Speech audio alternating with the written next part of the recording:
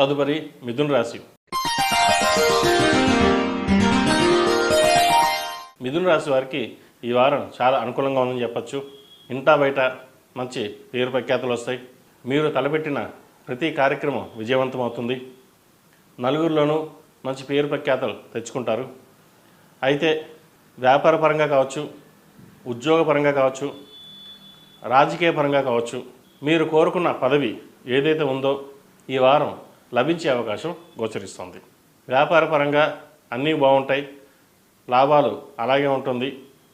ఈ వారం నష్టాలు లేకుండా మంచి లాభాలు వచ్చాయన్న ఆనందం ఎక్కువగా కలుగుతుంది. అయితే వాటితో పాటు ప్రతి రూపాయిని దాచడం కావచ్చు, సరైన ఇన్వెస్ట్మెంట్ చేయడం కావచ్చు చేయండి. లేకపోతే ఖర్చులు అధికమయ్యే అవకాశం గోచరిస్తుంది.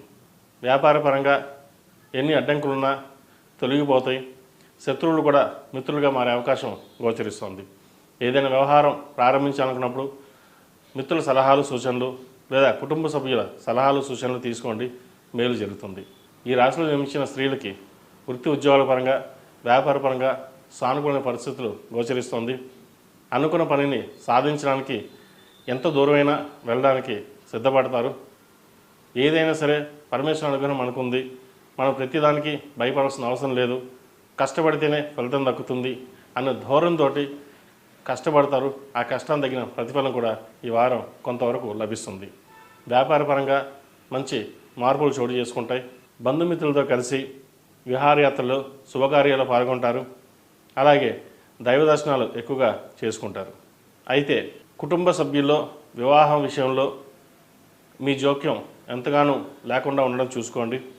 మీరు ఎంత కష్టపడి మంచి సంబంధం తెచ్చినా లేదా సంబంధం విషయంలో మీరు జోక్యం చేసుకున్నా మాట పడవనేది ఏర్పడుతుంది. మీ కష్టానికి తగిన ప్రతిఫలం లభించదు. కాబట్టి ఎంతవరకు మౌనంగా ఉంటే అంతవరకు మంచిది. ఇటువంటి విషయాలలో ఎప్పటి నుంచో వివాహ సంబంధం కోసం ప్రయత్నిస్తున్న వారికి మంచి సంబంధం కుదురుతుంది. సంతానం లేని వారికి సంతాన ప్రాప్తి కలుగుతుంది. మొత్తం మీద గడిచిన వారాల కంటే ఈ వారం కొంత మేలు అని చెప్పవచ్చు. విద్యార్థులకు కాలం అనుకూలంగా ఉంది.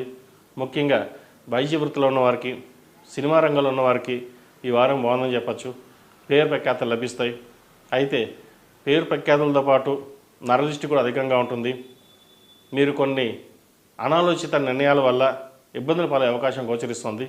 కాబట్టి ఏ నిర్ణయమైనా సరే ఆలోచించి నిర్ణయాలు తీసుకోండి, మంచి ఫలితాలు సంప్రాప్తిస్తాయి. మెరిట్ మార్కులు సాధించడానికి ఎంతగానో కష్టపడతారు.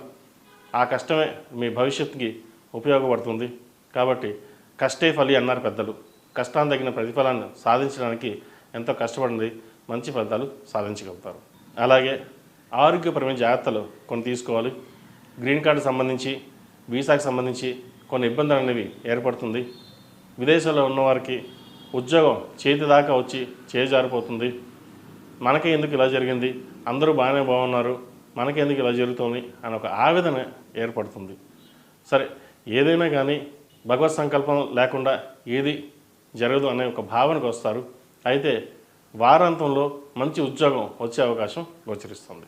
ఈ రాశివారు ప్రతిరోజు ప్రతినిత్యం హనుమాన్ ఒత్తులతో దీపారాధన చేయండి. గురువారం నాడు, శుక్రవారం నాడు దక్షిణామూర్తి స్తోత్రాన్ని, దక్షిణామూర్తి ఆలయాన్ని సందర్శించండి. మంచి ఫలితాలు సంప్రాప్తిస్తాయి.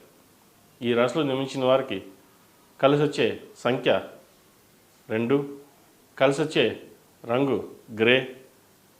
ఏదైనా పని మీద బయటికి వెళ్ళేటప్పుడు బుధవారం లేదా గురువారం నాడు వెళ్ళండి, మంచి ఫలితాలు సాధిస్తారు.